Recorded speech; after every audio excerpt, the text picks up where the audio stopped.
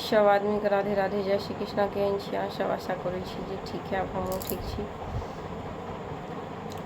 अगर अहाँके माँ पापा अहाँसँ खुश छथि तऽ अहाँके कोनो मन्दिर नहीं जेबाक काज, कोनो तीर्थ नहीं जेबाक काज। अगर अहाँ नहीं जायब तऽ अहाँके सारा फल अहाँके मिलत। लेकिन अगर अहाँ पास एते टाइम नहीं है जे अहाँ माँ पापाके सामने बैठबै, हुनकासँ बात करबै, हुनकासँ पुछियौ जे अहाँके कोनो दिक्कतो यऽ, अहाँ सब चीजसँ ठीक छी कि नहीं।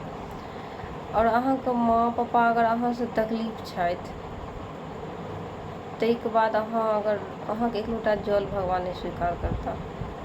अहाँ कतौ तीर्थ कऽ लिअ, व्रत कऽ लिअ, दान कऽ लिअ, पुण्य कऽ लिअ, कतबो लड्डू मिठाई माला चढ़ा दियौ भगवानके, कोनो फायदा नहीं छै।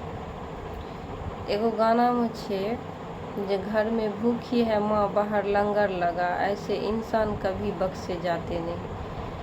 अगर अहाँके माँ पापा दुखी छथि तऽ एक लोटा जल अहाँसँ भगवान नहीं स्वीकार करता। अगर ओ खुश छथि अहाँके, फिर अहाँ नहियो तीर्थ व्रत करब, नहियो दान पुण्य करब, तऽ सारा चीज अहाँके ओ फल मिलत।